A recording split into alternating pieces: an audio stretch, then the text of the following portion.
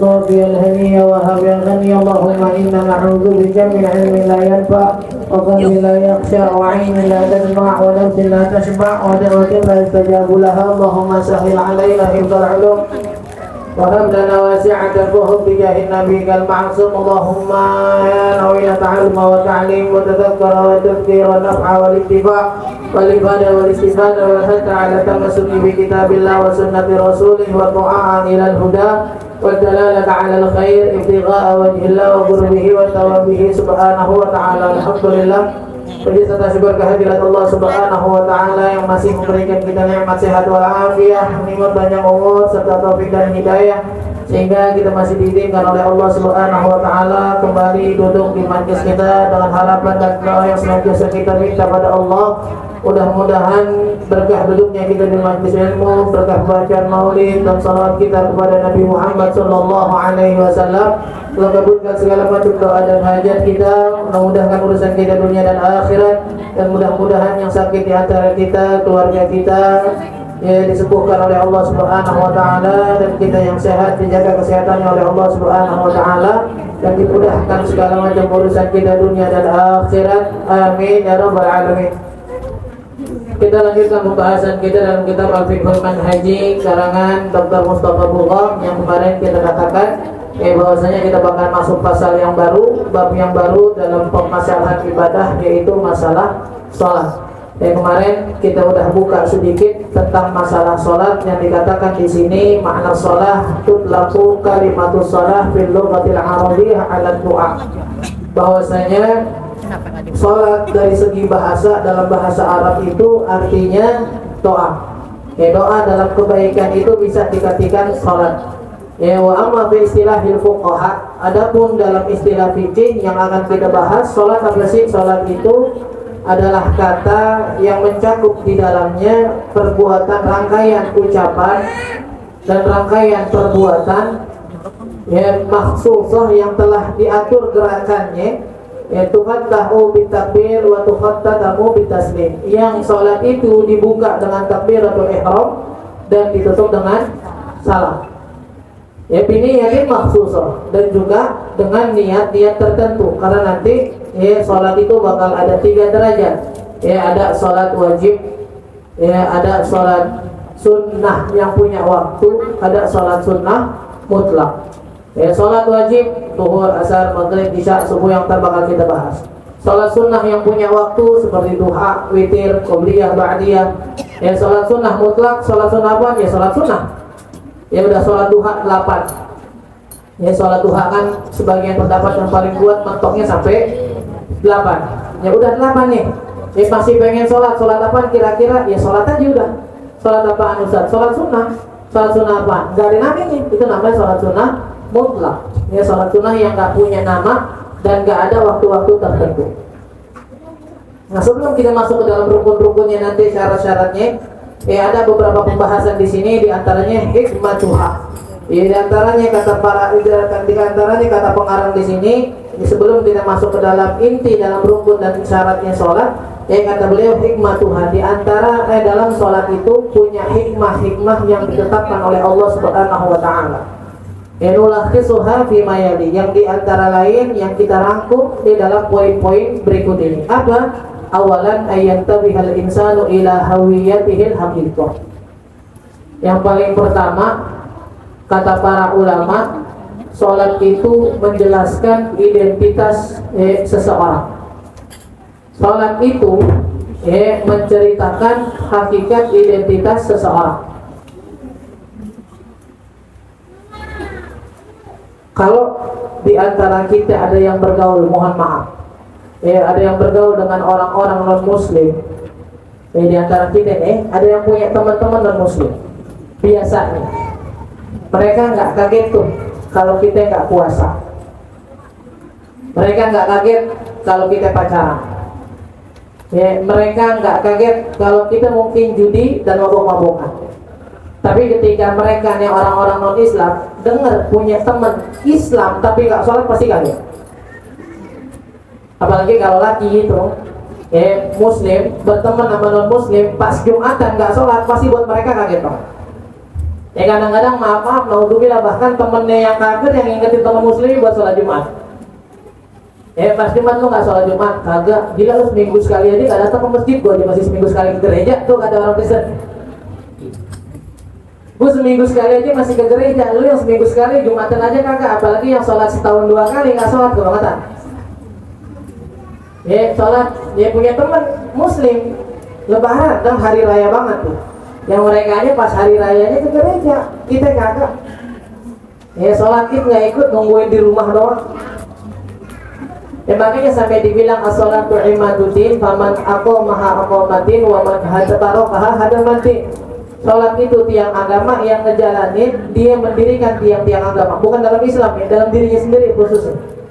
Orang yang sholat itu mempertegas tiang agama Islam dalam dirinya. Kalau dia orang muslim, ibadah paling sakral buat kita sholat. Tanpa bermaksud meremehkan puasa, haji, zakat dan lain-lain ya, tapi sholat udah nomor 1 lah. Salah satu ibadah atau satu-satunya ibadah yang paling spesial, penerimaan perintahnya langsung dari Allah ke Nabi Muhammad. Yang lain lewat malaikat Jibril. Tapi saking mahalnya dan pentingnya sholat, Allah panggil Nabi ke atas, ke langit, ke Sidratul Muntaha, bertemu dengan Allah untuk langsung menerima perintah sholat. Tapi kalau zakat lewat Quran, lewat wahyu disampaikan malaikat Jibril. Puasa, haji, zakat semuanya sama, kecuali sholat. Langsung Allah berfirman, berbicara langsung dengan Nabi Muhammad, buat langsung ngambil perintahnya dari langit. Makanya dibilang sholat itu mempertegas identitas seseorang, annahu mamlukun abdun lillah. Kata pengarang yang di sini, sholat itu menegaskan identitas seseorang manusia, bahwasanya dia adalah hamba kepada Allah. Kalau kata Syekh Mutawalli Sya'rawi, as-salatu i'laman wala'ul abdi lillah. Salat itu bisa jadi deklarasi penghambaan seorang manusia kepada Allah, yang dilakukan 5 kali dalam sehari. Mohon maaf ya, orang biasanya kalau nggak kenal identitas itu suka bergerak tanpa batas. Yang sering kita bilang berkali-kali ke anak-anak, orang yang lupa identitas itu biasanya suka bergerak tanpa batas. Orang yang lupa dia seorang muslim dan kewajiban seorang muslim kayak gimana, itu biasanya lupa tuh. Jadi harus sholat, puasa, haji, zakat. Orang yang lupa identitas, yang biasanya dia seorang perempuan, yang harusnya perempuan dalam Islam gimana, biasanya ngelakuin hal-hal yang dilarang buat perempuan tersebut. Gampangnya dah, orang yang lupa kalau di umurnya dia udah 60 tahun dan nih, lupa dia umurnya 60 tahun, gayanya kayak anak muda. Yang orang lihat bukannya enak malah.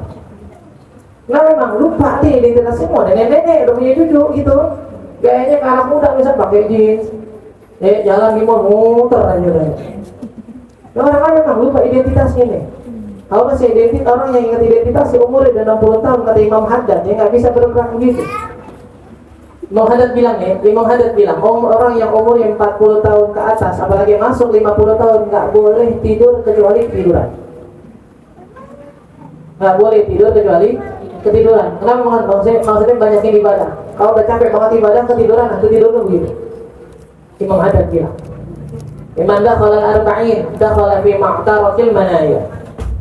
Orang yang udah masuk 40, udah rebutan, udah masuk ke dalam medan peperangan. Yang berperang dengan dirinya, penyakitnya, tubuhnya mulai lemah segala macam. Buat apa? Buat ibadah. Makanya kata Imam Haddad, harusnya orang di 40 nggak tidur kecuali ketiduran. Tapi orang yang lupa identitas, bahwasanya dia umurnya 70, 80 apa segala macam, masih hobi yang ngurusin dunia ini karena dia lupa sama identitasnya. Jadi dia masuk ke jalur sesepuh nih, masih udah masuk masa kesepuhan udah. Makanya kita bilang berkali-kali, ingat identitas kita sebagai hamba, kita bakal ingat kudu namanya sholat. Ingat identitas kita sebagai seorang wanita muslimah, yang punya rasa malunya, yang ada aurat yang harus dijaganya, yang ada kewajiban yang harus dijalanin. Biar gak lupa tuh. Tapi kalau orang lupa bahwasanya dia bukan cuma sekedar wanita, tapi ada kata-kata muslimah. yang di situ ada kewajiban-kewajiban dari identitas yang dimiliki. Makanya kalau kata ulama kita kan, ucapan Islam, kalimat syahadat itu mencakup semuanya. Ketika dia mengucapkan syahadat la ilaha illallah, di bawahnya ada sholat nih, di bawahnya ada puasa, di bawahnya ada haji, di bawahnya ada zakat.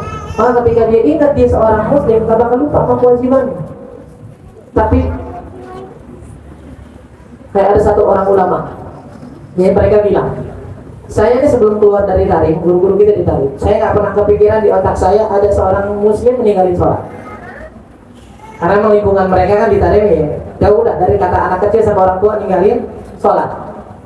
Makanya kata mereka, saya nggak pernah kepikiran tuh, ketika Nabi menyebutkan hadis meninggalkan sholat, kayak di otak saya nggak akan begitu ada Islam meninggalin sholat. Sampai akhirnya saya keluar dari tarim. Jadi beliau menyebut nama daerah dan nama negara, tapi kita tahu yang pertama datangnya di Indonesia.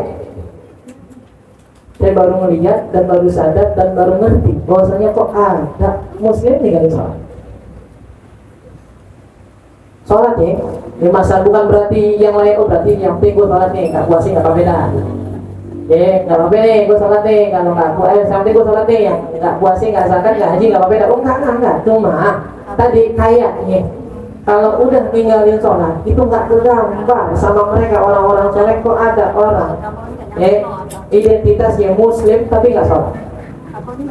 Karena dibilang tadi bahwasanya sholat ini menjadi waktu, kata beliau, kullama ansathu masyaghilud dunya wa alaqatuhu bil akhirin ja'ati shalah fadzakaratu min jadid. Sholat itu adalah satu kegiatan yang ketika kita hidup di dunia ini berkecimpung dengan hal dunia, datang sholat ingat lagi sama akhirat. Tapi yang lucu di kita adalah ketika Allah ngadain sholat biar kita ingat akhirat, sholatnya malah ditunda. Sholatnya jam 1, taruh dah. Padahal sengaja datang itu sholat, biar kita diingetin, di-refresh lagi otak kita biar ingat sama akhiratnya, malah kita tunda. Udah sholat belum? Gampang lah, belum 2:30. Dan sholat belum, gampang lah 5:30. Pada sholat itu biasanya orang habis sholat 5 menit 10 menit menyangkut pikiran akhirat. Kita nih habis sholat nih, assalamualaikum warahmatullahi wabarakatuh, 10 menit mah pikiran akhirat ada tuh. Saya habis sholat enak nih ngaji nih, kayaknya habis sholat enak nih pikiran nih. Habis sholat enak nih target sholawat ya sehari 500 kali nih gitu. Habis sholat tuh 10 menit doang sih, 10 menit tuh lupa aja lagi gitu. Lagi 10 menit sebelum dilakuin dan megang handphone duluan, udah lupa. Makanya datang itu sholat buat ngingetin kita. Masalahnya tadi kenapa justru malah kita nunda sholat itu dengan akhirnya nggak inget tidak sama akhirat. Bahkan ketika dijalani dengan buru-buru. Pertanyaan yang kedua apaan? Sholat itu biar bisa membuat mindset dalam diri kita bahwasanya nggak ada zat atau seseorang yang bisa benar-benar membantu kita kecuali Allah. Kita di dunia nih, kita di dunia yang dagang, yang usaha, yang kerja kantoran. Biasa kan ada strategi marketing apa segala macam biar produknya kejual, bisnisnya lancar apa segala macam, pasti ada tuh. Kata mereka, kata pengarang di sini, justru sholat itu datang buat kita sebagai seorang muslim nggak berpegang sama keahlian kita, tapi tetap bersandar sama Allah. Makanya hampir semua orang yang bersandar dengan keahliannya bertahan beberapa tahun jatuh pasti, kata guru kita dulu. Kapan orang nih punya usaha, punya dagangan, punya bisnis, punya kantor, ngerasa kantor kita udah bisa nih, tenang aja udah. Nggak bakal ada yang bisa ngancurin kantor kita udah stabil banget segala macam, tanpa bersandar sama Allah. Tunggu aja. Sampai dari salah satu tanda hari kiamat kan keluar Ya'juj dan Ma'juj kan. Ya'juj dan Ma'juj udah ada dari kemarin kan. Di zamannya Sayyidina Dzulqarnain. Terus dimasukin ke dalam satu penjara besi yang itu nggak bakal pernah bisa kebongkar. Setiap hari mereka ngebolongin, besoknya malam istirahat ketutup lagi. Udah ngebolongin, udah bolong dikit istirahat ketutup lagi. Kenapa? Karena mereka saat itu lupa bahwasanya semuanya Allah yang bikin, Allah yang tentuin, Allah yang ngibin. Sampai datang waktunya hari kiamat, mereka bilang, ketok udah kebuka dikit, istirahat dulu deh, insya Allah besok masih kebuka, nggak bergerak ke bolongan. Ya kita maju nih tanda hari kiamat aja sampai Allah bikin mereka ngucap insya Allah nih golongan tetap ada, nggak bergerak tuh golongan, nggak nutup lagi. Makanya Allah udah bilang dalam Al-Kahfi kan, setiap hari Jumat malam Jumat yang baca baca. Ingat ayatnya kan ya, wala taqulanna li syai'in inni fa'ilun qad illa ayyasha Allah. Orang muslim punya prinsip dari Allah, wala taqulanna li syai'in, jangan pernah merencanakan sesuatu dengan bilang besok pasti saya lakuin. Illa ayyasha Allah, kecuali Allah kecuali ditambahin dengan ucapan insya Allah. Tapi insya Allah jangan main-main. Ini gara-gara banyak model orang kayak kita sekarang malah dengar insya Allah malah gak percaya nih. Besok datang nggak? Datang insya Allah. Kayak insya Allah sih lu. Jadi insya Allah ditolak orang sekarang nih. Jadi besok ngaji nggak? Ngaji insya Allah. Kalau lu mah insya Allah gak bakal jadi udah gitu. Makanya kata ulama insya Allah itu ada dua, ada insya Allah ta'alik, ada insya Allah barokah. Insya Allah ta'alik itu insya Allah yang memang benar, dia nggak tahu nih. Tapi insya Allahnya seorang muslim itu memang benar-benar dia usahain. Tapi balik lagi, kalau Allah bikin sesuatu itu nggak terjadi, ya nggak bakal. Ya jangan kita bikin insya Allah itu sebagai tameng, dan ini haram nih. Sengaja nih bilang nih, kita bilang ini, jangan biasain. Kalau nggak bisa datang bilang insya Allah, jangan biasain, nggak mau datang bilang insya Allah, jangan. Ada kata-kata insya Allah nggak keramat lagi nih. Kalau bilang mah nggak tahu, saya usahain, udah jelas. Ya makanya jangan sering ngasih janji ke orang, ya kalau memang nggak bisa dengan tameng insya Allah. Kalau nggak jadi datang sih, lah aku bilangnya insya Allah. Insya Allah dia ngapain? Ya mau tidur. Emang nggak mau jalan lo berarti. Kalau udah mau jalan, bensinnya habis, bensin motornya bocor, udah nambel banyak belakang depannya bocor juga, baru dari dah. Sampai olinya habis, oli bisa habis itu. Karena kali datang nggak jadi jalan, muter balik, kenapa nih? Baru nih insya Allah yang benar nih, udah mau jalan nggak jadi. Tapi kita bilang insya Allah, lu jalan nggak besok? Gue sih udah bilang insya Allah sama dia. Maksudnya apa nih bilang insya Allah nih? Ya kalau gue mau datang, kalau nggak ya udah, bukan begitu. Dan kita bilang akhirnya insya Allah sekarang, orang-orang sekarang akhirnya insya Allahnya nggak lagi mahal. Gara-gara apa? Itu gara-gara orang-orang yang ucap gitu.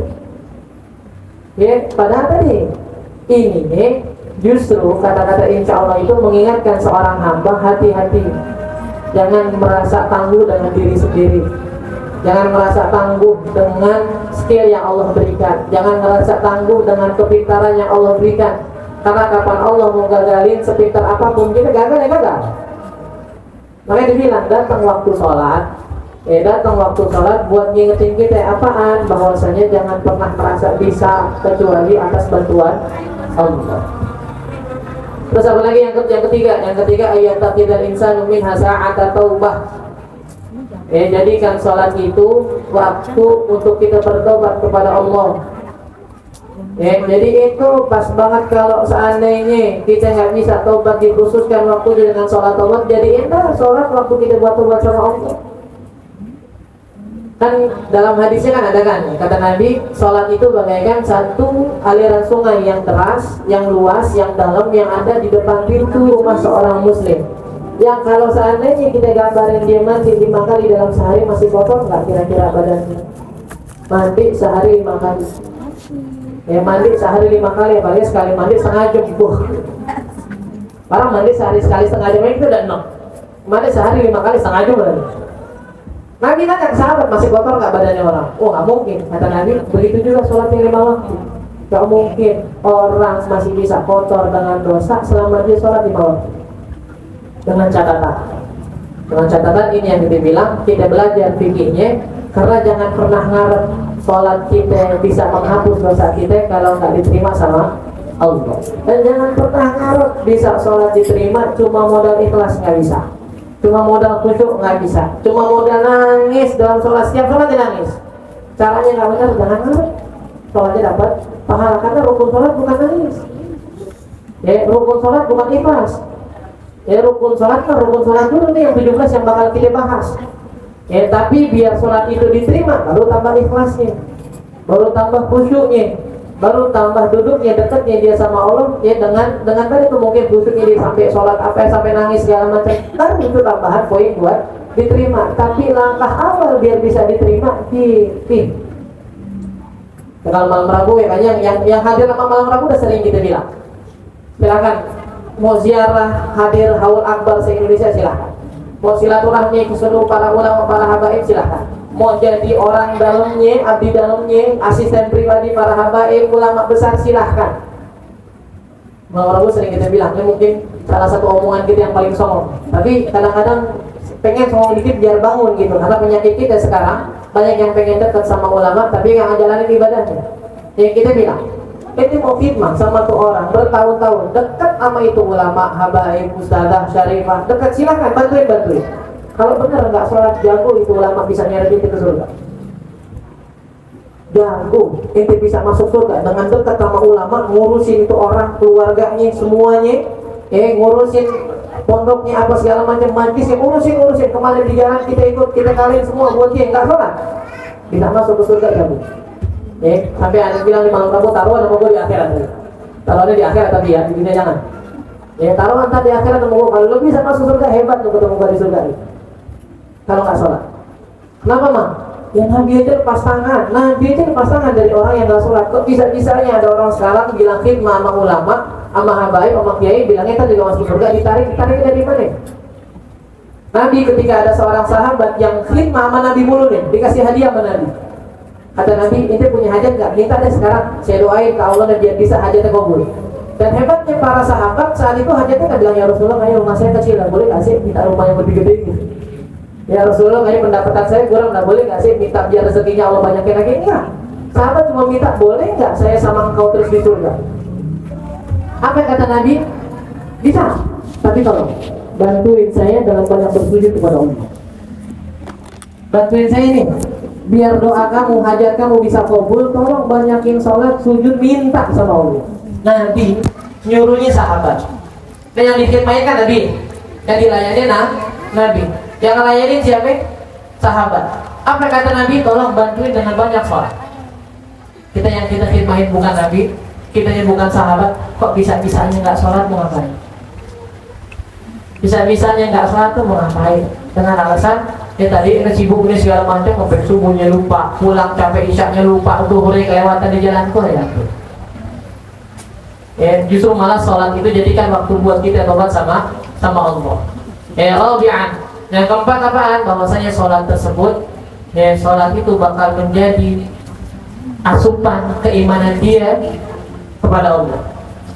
Di sini beliau ngomong nih.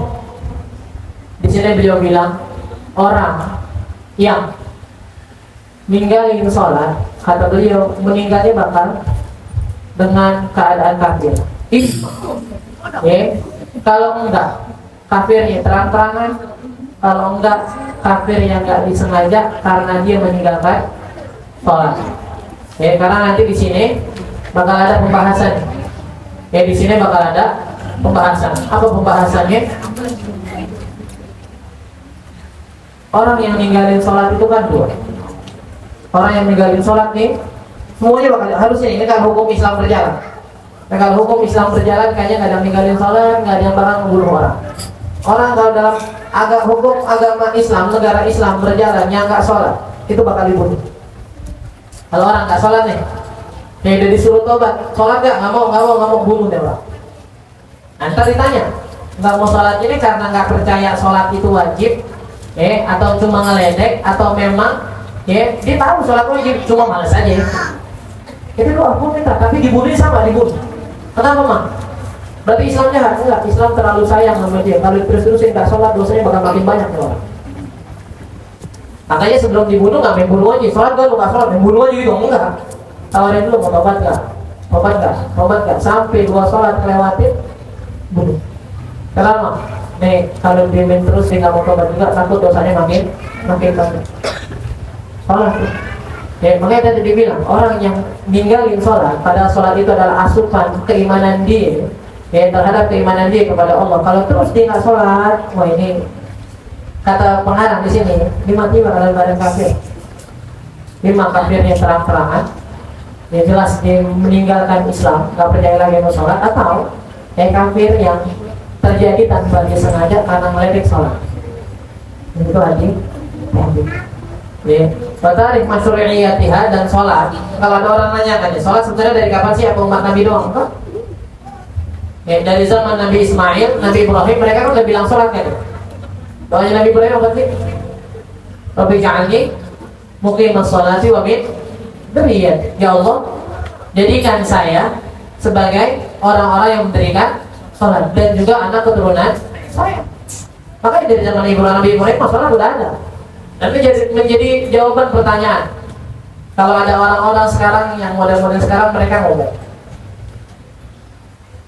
ya biasa pikiran-pikiran sesat.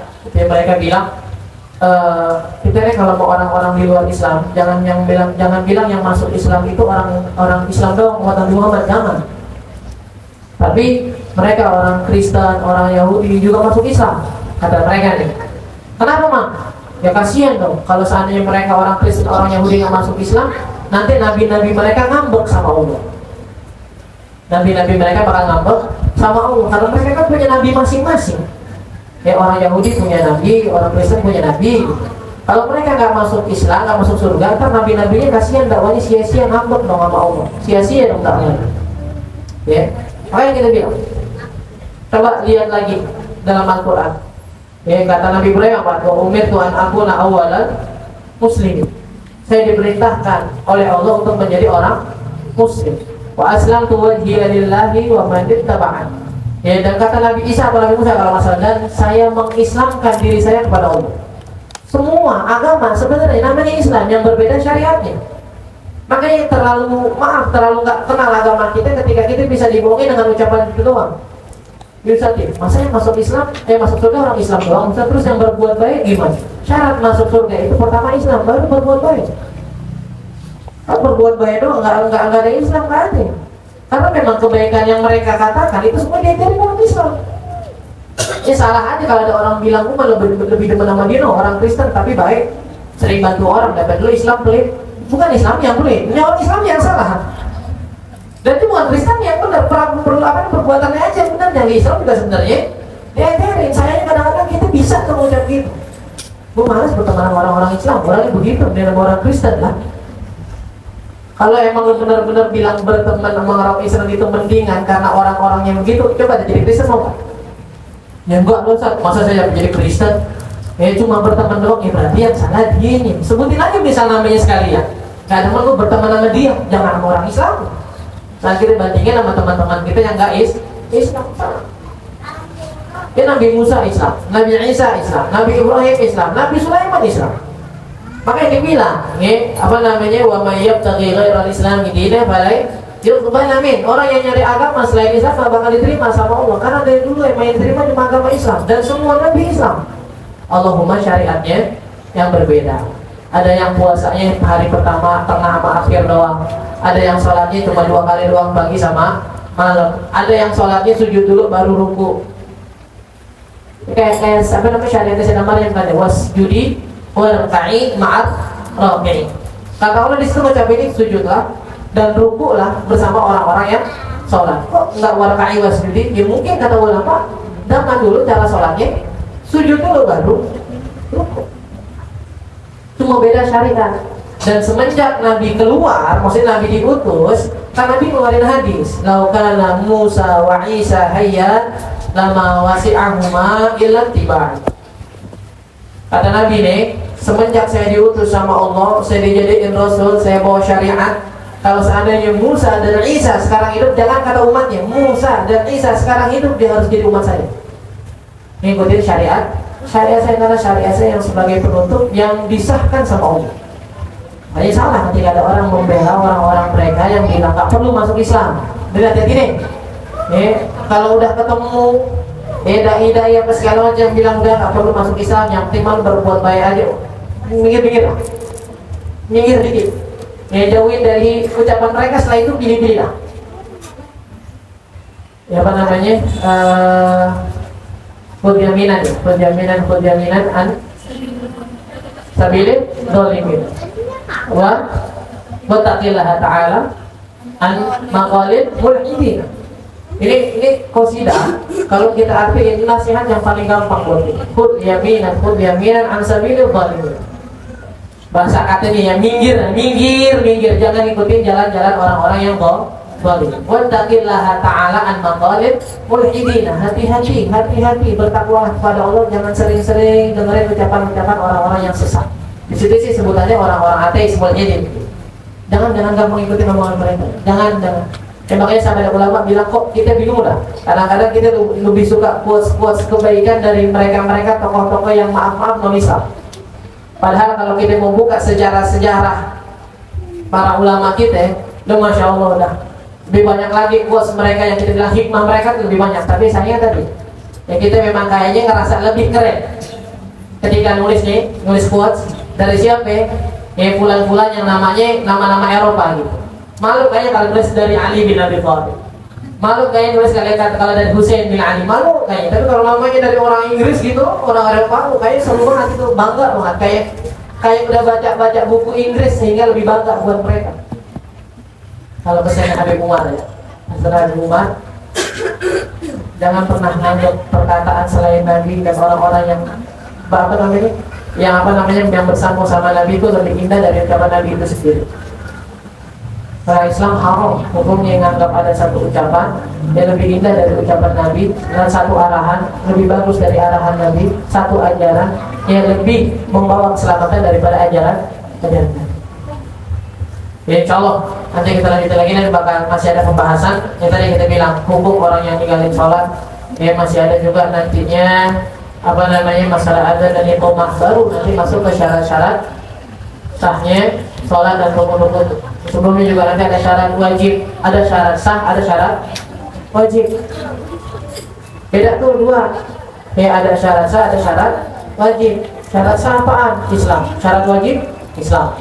Syarat sah apaan? Nutup aurat. Syarat wajib? Nutup aurat. Bukan. Orang yang wajib sholat, baru kalau mau sah harus nutup aurat. Tapi yang diwajibin sholat nih siapa nih? Yang udah kena kewajiban sholat nih siapa? Itu maksudnya. Ya, ada orang-orang yang memang belum diwajibin sholat, yang udah kena kewajiban sholat nih siapa nih? Oke, Allahu a'lam.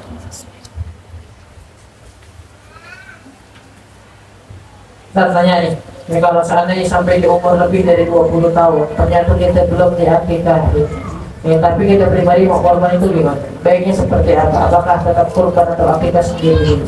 Yang lebih kuat itu berkurban atas nama dirinya dulu, karena akikah sebenarnya disunnahkannya bukan buat dia tapi buat orang tua. Tapi kalau berkurban buat semua orang yang punya kemampuan, kata Nabi, tapi nggak berkurban, ya kata Nabi sampai bilang jangan dekat-dekat sama kita ya. Jadi kalau buat masalah berkurban itu kemampuan semua orang yang punya kemampuan berkurban dulu.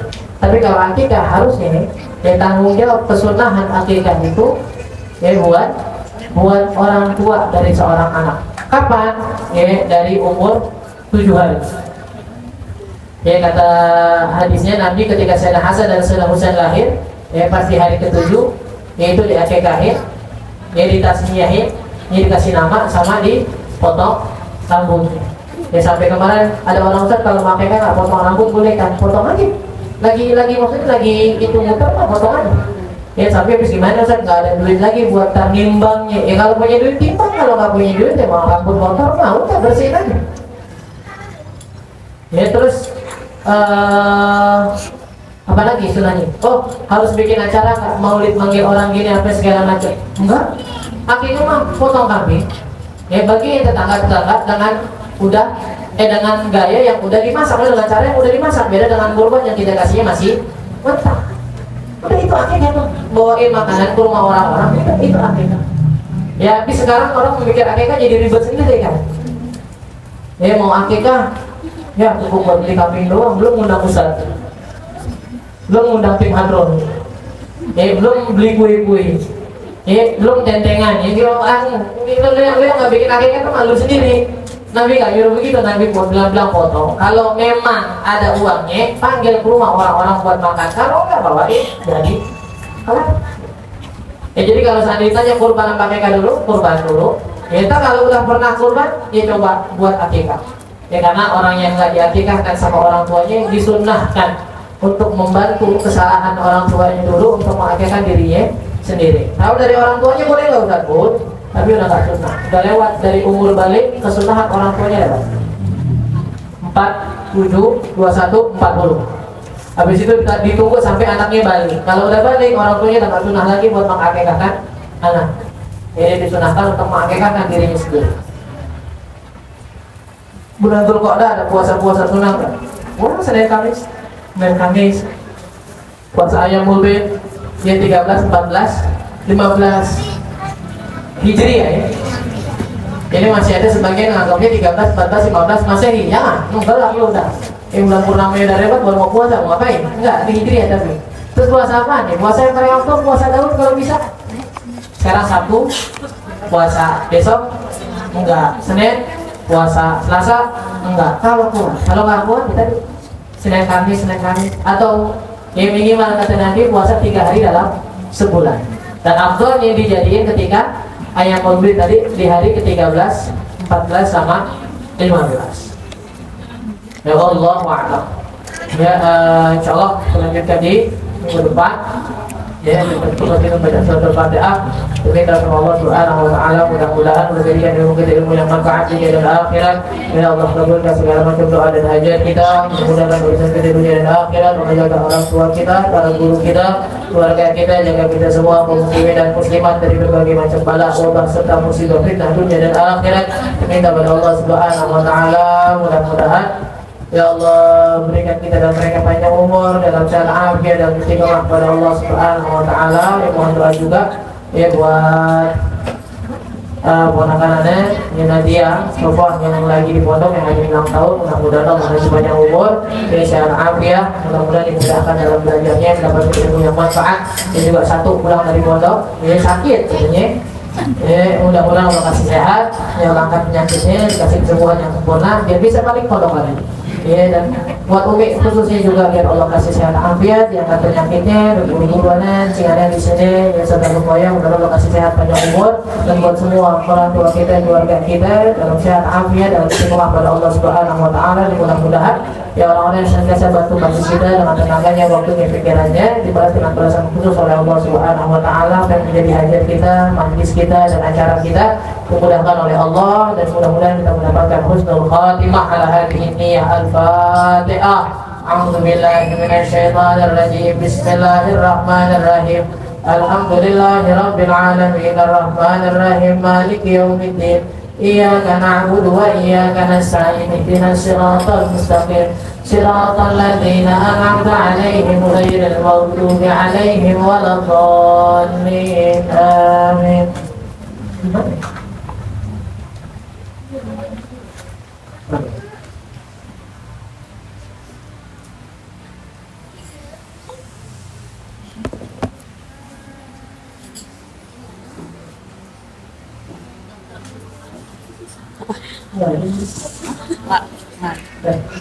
Astagfirullahaladzim. A'udzu billahi minasyaitonir rajim. Bismillahirrahmanirrahim. Alhamdulillahirabbil alamin. Wassallallahu ala sayyidina Muhammadin wa ala alihi wa sahbihi ajma'in. Allahumma aghnina bil ilmi wa zayyinna bil ilmi wa akrimna bit taqwa wa jammilna bil afiyah wa haqqina bil istiqamah wa a'idna min mujibatin nadama bil hal wal mal innaka sami'ud du'a. Rabbana ighfir lana dhunubana wa liwalidina warhamhuma kama rabbayana shighara. Rabbana atina fid dunya hasanah wa fil akhirati hasanah wa qina adzaban nar. Sallallahu ala sayyidina Muhammadin wa ala alihi wa sahbihi wa sallam. Subhana rabbika rabbil izzati amma yasifun wa salamun ala al mursalin walhamdulillahi rabbil alamin. Enggak chat dulu.